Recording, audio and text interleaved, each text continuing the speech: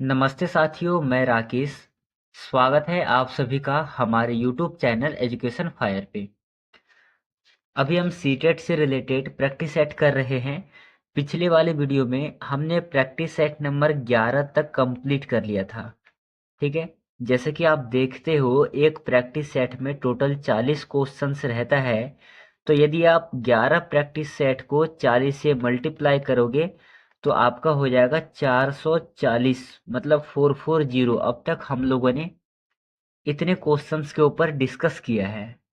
फिलहाल में आज के इस वीडियो में हम प्रैक्टिस सेट नंबर 12 को करेंगे और इसमें भी 40 क्वेश्चन होने वाला है। आप हर एक वीडियो में अपना स्कोर शेयर करते हो कि आपके आज के सेशन से क्या स्कोर रहा है। तो वैसे आज भी करना है। आपको अंत में बताना है कि आपके आज की इस वीडियो में से, आज की इस क्लास में से कितना क्वेश्चन सही हुआ है। बस आपको देखना है कि 40 में से आपका आज के इस वीडियो में से क्या स्कोर रहा है। आप हमें अंत में कमेंट करके बताना। कल 2-3 लोगों ने बताया था काफ़ी अच्छा स्कोर रहा था। तो चलिए, इन्हीं प्रकार से आप पढ़ते रहिएगा, बढ़ते रहिएगा। करते हैं हम शुरू आज की इस क्लास को। देखना, प्रैक्टिस सेट नंबर 12 है। पहले क्वेश्चन को ध्यान से देखना।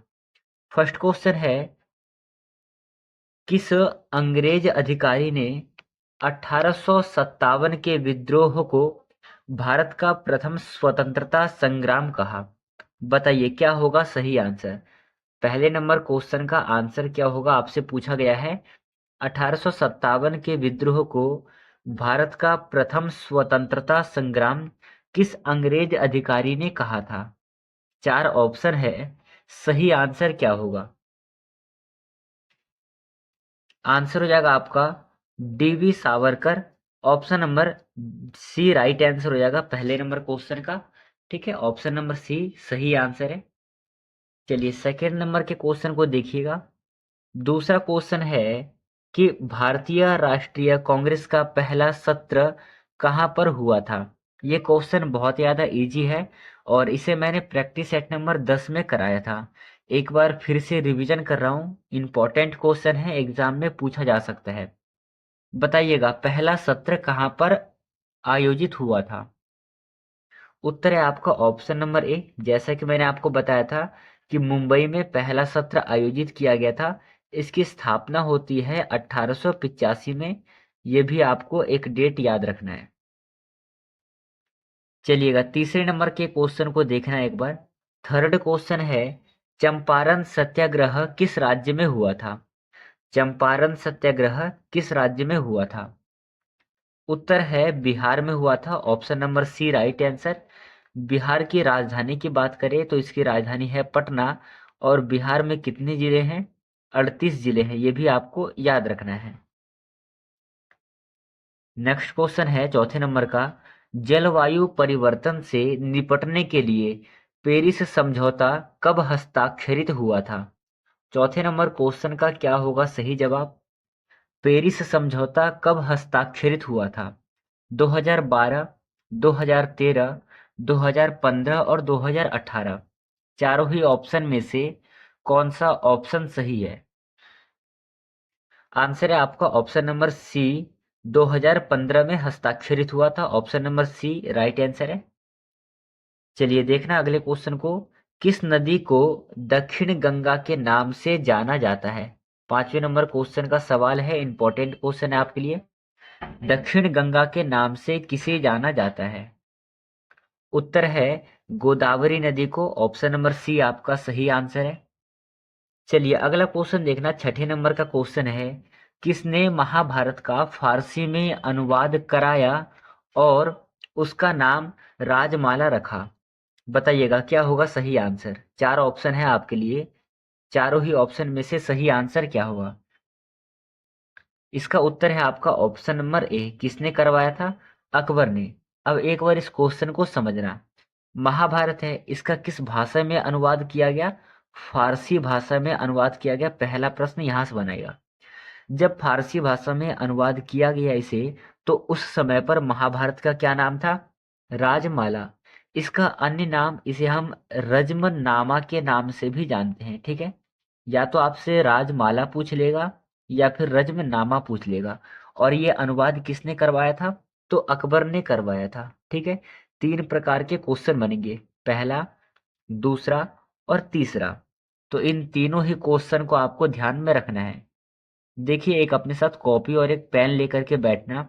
जो भी क्वेश्चन आपसे गलत होगा आप अपने कॉपी में नोट डाउन करते चलना, और एक बार अपना स्कोरिंग करते रहना कि अब तक आप लोगों ने कुल कितने क्वेश्चन को सही किया है। चलिए 7वें नंबर के क्वेश्चन को एक बार समझना। गुप्त शासकों के समय में किसे संपत्ति का देवता माना गया था? 4 ऑप्शन है, सही आंसर कौन सा होगा? उत्तर है Kuber, option number C right answer है। नेक्स्ट क्वेश्चन है 8वें नंबर का, किस शासक ने सत्यमेव जयते को अपने राज्य का प्रतीक चिन्ह चुना था? सबसे पहले सत्यमेव जयते ये जो है भारत सरकार का है, ठीक है, और ये कहाँ से लिया गया है? ये लिया गया है मुंडकोपनिषद से। कहाँ से लिया गया है? मुंडकोपनिषद से। तो पहला प्रश्न आपका यहाँ से बनेगा कि सत्यमेव जयते कहाँ से लिया गया है? मुंडकोपनिषद से लिया गया है। और ये किसका राज्य का प्रतीक था? तो ये अशोक राज्य का प्रतीक था। ऑप्शन नंबर ए सही आंसर है 8वें का। वर्तमान समय में सत्यमेव जयते क्या है? भारत सरकार का भी लोगो है। ठीक है, ये भी आपको याद रखना है, किसका लोगो है? भारत सरकार का लोगो है। चलिए अगला क्वेश्चन देखना, 9वें नंबर का क्वेश्चन है, भारत में सबसे अधिक समय तक कौन सी योजना चली थी? 4 योजना है। प्रथम पंचवर्षीय योजना, दूसरी पंचवर्षीय योजना, रोलिंग योजना और आर्थिक सुधार योजना। चारों ही योजनाओं में से सबसे लंबे समय तक कौन सा योजना चला था? आंसर है रोलिंग योजना सबसे लंबे समय तक चला था। Option number C right answer हो जाएगा। नेक्स्ट क्वेश्चन है आपका, भारत में सबसे ऊंचा जलप्रपात कौन सा है? बताइएगा, सबसे ऊंचा जलप्रपात कौन सा है भारत में? आंसर है आपका option number B Jog falls. नाम क्या है? जोंग फॉल्स भारत में सबसे ऊंचा जलप्रपात है। नेक्स्ट क्वेश्चन है आपके लिए, गौतम बुद्ध को ज्ञान की प्राप्ति कहाँ पर हुई थी? इंपॉर्टेंट क्वेश्चन है। आंसर हो जाएगा आपका बोध गया में उनको ज्ञान की प्राप्ति होती है। किस वृक्ष के नीचे? तो पीपल वृक्ष के नीचे इनको ज्ञान की प्राप्ति होती है, ये भी आपको याद रखना है। ठीक है, चलिए अगला क्वेश्चन देखना है, इंपॉर्टेंट क्वेश्चन है आपके एग्जाम के लिए। किस अधिनियम के तहत भारतीयों को पहली बार केंद्रीय विधान परिषद में प्रतिनिधित्व का अधिकार दिया गया? 4 ऑप्शन है, सही आंसर कौन सा होगा? प्रतिनिधित्व का अधिकार दिया गया किस अधिनियम में? उत्तर है आपका ऑप्शन नंबर सी 1892 का अधिनियम में भारतीयों को पहली बार केंद्रीय विधान परिषद में प्रतिनिधित्व का अधिकार दिया गया था। ठीक है, ऑप्शन नंबर सी आपका सही आंसर है। देखिएगा अगले क्वेश्चन को एक बार देखना, 13वें नंबर का क्वेश्चन है, कौन सी पर्वत श्रेणी हिंदुस्तान का जल विभाजन कहलाती है? ध्यान से देखना, हिंदुस्तान की विभाजन कहलाती है, बताइए कौन सी पर्वत श्रेणी है? उत्तर है विंध्याचल, ऑप्शन नंबर सी आपका सही आंसर है। अगला क्वेश्चन है कि किस योजना के दौरान हरित क्रांति को भारत में शुरू किया गया था? आंसर हो जाएगा आपका ऑप्शन नंबर बी तीसरी पंचवर्षीय योजना में। ठीक है, ऑप्शन नंबर बी आपका सही आंसर है। अगला क्वेश्चन समझना एक बार, नेक्स्ट क्वेश्चन है आपके लिए, किस राज्य में 27 गढ़ों का युद्ध हुआ था? 27 गढ़ों का युद्ध किस राज्य में हुआ था? 4 ऑप्शन है, राजस्थान, महाराष्ट्र, मध्य प्रदेश और गुजरात। सही आंसर क्या होगा? आंसर है इसका ऑप्शन नंबर बी, कहां पर हुआ था? महाराष्ट्र में हुआ था। ये नाम आपको नोट कर लेना है, आपके एग्जाम के लिए इंपॉर्टेंट है। नेक्स्ट क्वेश्चन है आपके लिए, महात्मा गांधी ने सविनय अवज्ञा आंदोलन की शुरुआत कब की थी? ये देखिए, क्या आंदोलन का नाम क्या है? सविनय अवज्ञा आंदोलन। इसकी शुरुआत किसने की थी? महात्मा गांधी जी के द्वारा यह शुरू किया गया था। पर कब किया गया था? ये किया गया था 1930 में। इस आंदोलन को हम एक और नाम से जानते हैं। किस नाम से जानते हैं हम? दांडी मार्च के नाम से जानते हैं। ठीक है, ये भी आपको याद रखना है। चलिए अगला क्वेश्चन देखना, 17वें नंबर का क्वेश्चन है, संगम साहित्य किस भाषा में लिखा गया है? चार ऑप्शन है, सही आंसर कौन सा होगा? उत्तर है ऑप्शन नंबर सी, तमिल। और ये संगम साहित्य जो तीन भाषाओं में लिखा गया है, किनके ऊपर? एक तो चेर, चोल, प्लस में पांड्य। ठीक है, इन तीनों को लक्षित करके इन तीनों के अंडर में लिखा गया है, ये भी आपको याद रखना है। 18वें नंबर का क्वेश्चन है, किस भारतीय शासक ने सबसे पहले सिक्कों पर अपनी छवि अंकित करवाई थी? सिक्कों पर किस शासक ने सबसे पहले अपनी छवि अंकित करवाई थी? आंसर है समुद्रगुप्त, ऑप्शन नंबर बी आपका सही आंसर है। चलिए अगला क्वेश्चन देखना, शाहनामा महाकाव्य की रचना किसने की थी? रचना कौन सी है? शाहनामा महाकाव्य किसने की थी रचना? उत्तर हो जाएगा आपका ऑप्शन नंबर ए, फिरदौसी नाम था उनका जिन्होंने शाहनामा काव्य की रचना की थी। चलिएगा अगला क्वेश्चन देखना एक बार, किस राज्य में गोलकुंडा किला स्थित है? गोलकुंडा किला किस राज्य में स्थित है? उत्तर होगा आपका ऑप्शन नंबर बी, तेलंगाना में स्थित है। ठीक है, गोलकुंडा किला कहाँ है? तेलंगाना में स्थित है। तेलंगाना में कहाँ पर? ये हैदराबाद में है।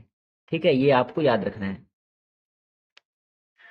चलिए यहाँ पर देखिएगा अगले क्वेश्चन को, 21वें नंबर का क्वेश्चन है। अब तक हम लोगों ने 20 क्वेश्चन कर लिया, मतलब कि आधे हमने कर लिए हैं, आधा क्वेश्चन और रह गया है।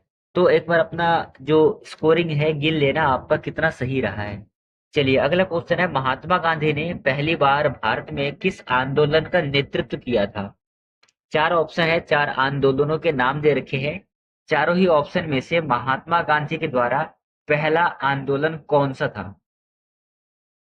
उत्तर है चंपारण सत्याग्रह। और ये कहाँ पर हुआ था? सबसे पहले ही प्रश्न में था कि ये कहाँ पर हुआ था, बिहार में हुआ था। और मैंने आपको बताया कि बिहार में 38 जिले हैं और बिहार की राजधानी क्या है? पटना इसकी बिहार की राजधानी है। कितने आपको याद रखना है। चलिए एक बार अगला क्वेश्चन देखना, 22 नंबर का क्वेश्चन है, किस ग्रंथ में गुप्त वंश के शासकों के संबंध में महत्वपूर्ण जानकारी मिलती है? उत्तर है ऑप्शन नंबर बी, हरिसेन की प्रयाग प्रशस्ति से मिलती है। और हरिसेन किसका मंत्री था? यह था समुद्रगुप्त का मंत्री। किसका मंत्री था? समुद्रगुप्त का मंत्री था, यह आपको याद रखना है। चलिए अगला क्वेश्चन देखिएगा एक बार, 23वें नंबर का क्वेश्चन है कि बौद्ध धर्म में किस ग्रंथ को त्रिपिटक का हिस्सा माना जाता है? बताइए इसका आंसर क्या होगा? उत्तर होगा विनय पिटक। ठीक है, इसका हिस्सा माना जाता है। बौद्ध धर्म के कौन कौन से हैं? विनय पिटक है। ये जो त्रि, इसे हम देखें तो ये संस्कृत में इसका अर्थ होता है तीन। अब तीन कौन कौन से हैं?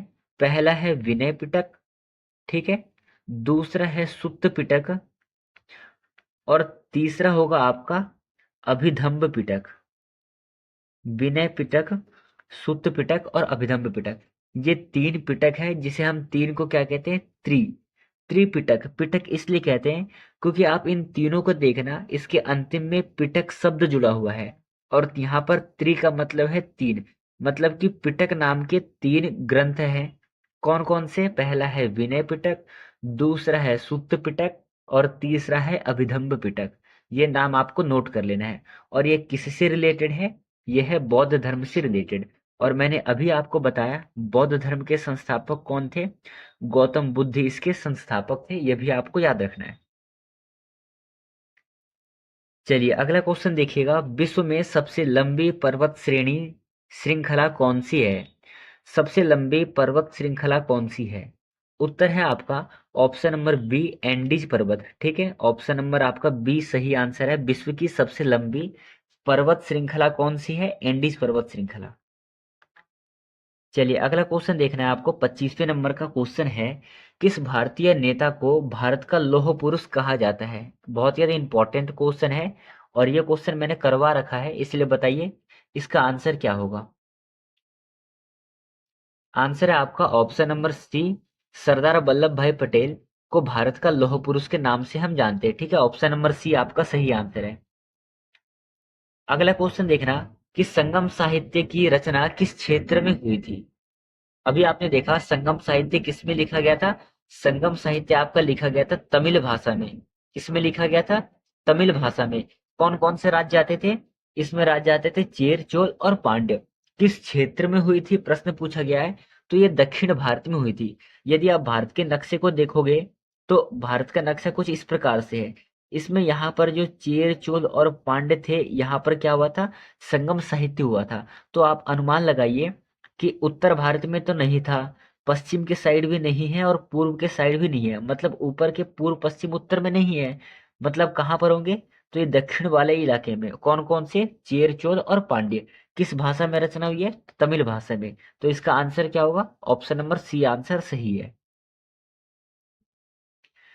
चलिए अगला क्वेश्चन देखना है एक बार। गांधी जी ने किस आंदोलन के दौरान कर ना देने की नीति का पालन किया? बताइए क्या होगा सही आंसर? उत्तर है ऑप्शन नंबर बी, सविनय अवज्ञा आंदोलन, जिसे हम एक तो दांडी मार्च के नाम से जानते हैं और दूसरा नमक सत्याग्रह के नाम से भी जानते हैं। ठीक है, किस नाम से? नमक सत्याग्रह। कब हुआ था? 1930 में हुआ था। साबरमती आश्रम से प्रारंभ होता है और दांडी पे आकर के ये खत्म होता है। ये आपको याद रखना है। चलिए अगला क्वेश्चन देखना है एक बार। इजी क्वेश्चन है, पहले चैप्टर से है। हड़प्पा सभ्यता का सबसे बड़ा स्थल कौन सा है? मोहनजोदड़ो, हड़प्पा, धौलावीरा और राखीगढ़ी। ऑप्शन कौन सा सही है? उत्तर है आपका ऑप्शन नंबर डी, राखीगढ़ी। ठीक है, अब एक बार यहाँ पे ध्यान से समझना। हड़प्पा सभ्यता के जितने भी स्थल हैं वो सभी दो भागों में डिवाइड है। ठीक है, कितने भागों में डिवाइड है? हड़प्पा सभ्यता के जितने भी स्थल हैं सभी स्थल दो भागों में डिवाइड है। केवल धौलावीरा एक ऐसा स्थल है जो कि तीन भागों में डिवाइड है। कितने में डिवाइड है?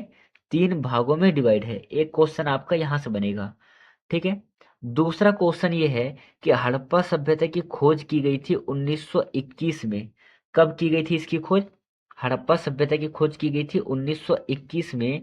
मोहनजोदड़ो की खोज की गई थी 1922 में। दूसरा क्वेश्चन आपका यहां से बनेगा। तीसरा क्वेश्चन बनेगा कि हड़प्पा सभ्यता की खोज कौन करते हैं? इसकी खोज करते हैं दयाराम साहनी। और मोहनजोदड़ो की कौन करते हैं? ये करते हैं राखल दास बनर्जी। राखल दास बनर्जी। ठीक है, तो एक क्वेश्चन आपका यहां से बनेगा। और एक क्वेश्चन बनेगा कि राखीगढ़ी, धौलावीरा, हड़प्पा और मोहनजोदड़ो वर्तमान समय पर कहाँ पर है? जैसे ये दोनों तो पाकिस्तान में है। ठीक है, राखीगढ़ी हरियाणा में है, धौलावीरा कहाँ पर है, ऐसे करके ये प्रश्न बनेंगे। तो ये चार प्रकार के प्रश्न आपसे पूछे जा सकते हैं, या तो मैचिंग वाला क्वेश्चन दे सकता है। यहाँ पर आपको ध्यान रखना है। चलिए अगला क्वेश्चन देखना है एक बार। भारत में सर्वप्रथम सिक्कों का प्रचलन किसने किया? उत्तर है आपका option number D, Indo Greek के निवासियों ने भारत में सबसे पहले सिक्कों का प्रचलन प्रारंभ किया। पर सबसे पहले स्वर्ण सिक्के किसने चलवाए?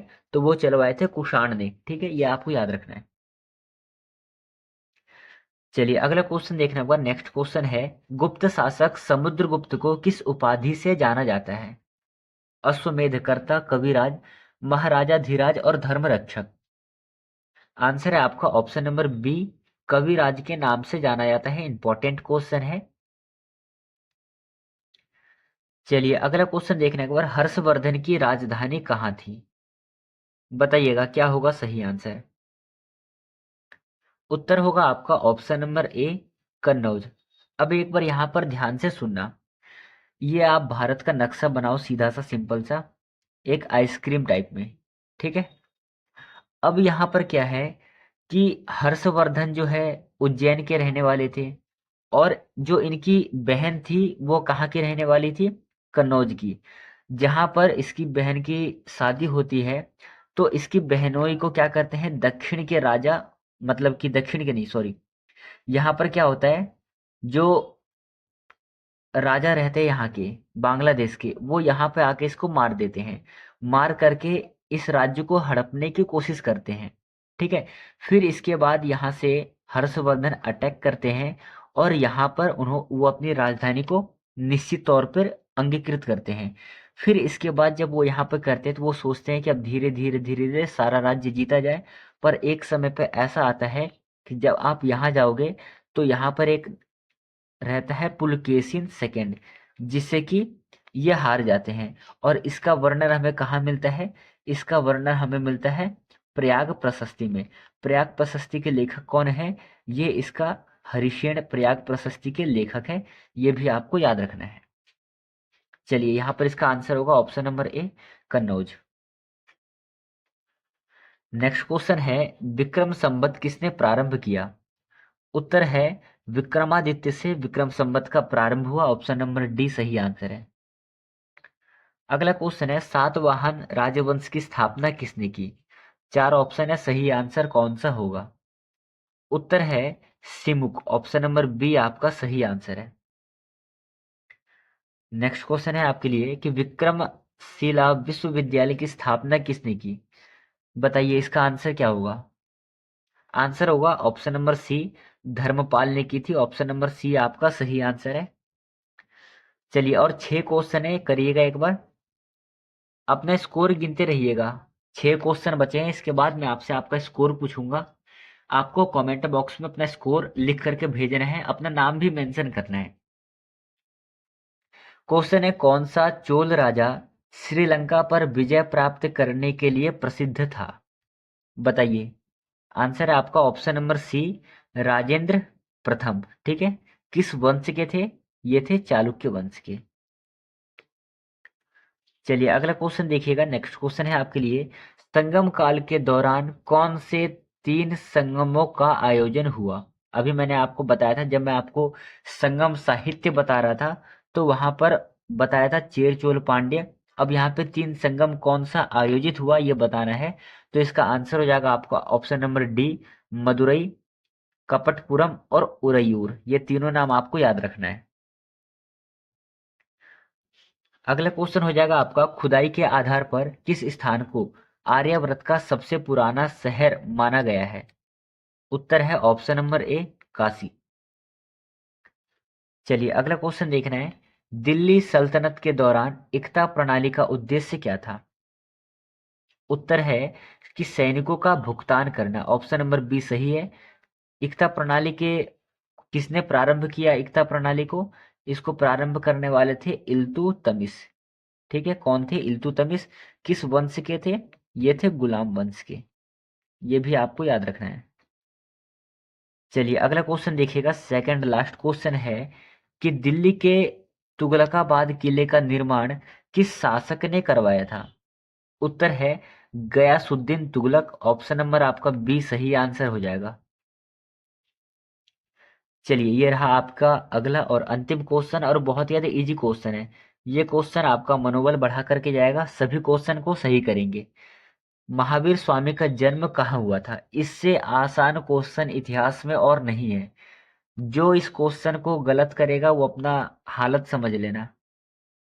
चलिए बताइएगा, महावीर स्वामी का जन्म कहाँ पर हुआ था? आंसर है वैशाली। ऑप्शन नंबर बी आपका सही आंसर है। चलिए इनको आपको ध्यान में रखना है। और 40 क्वेश्चन में से आपका क्या स्कोर रहा है आप हमें कमेंट बॉक्स में बताएंगे। चलिए आज की इस वीडियो को खत्म करते हैं, कल मिलेंगे प्रैक्टिस सेट नंबर 13 से। ठीक है, जय हिंद साथियों, अपना ध्यान रखना।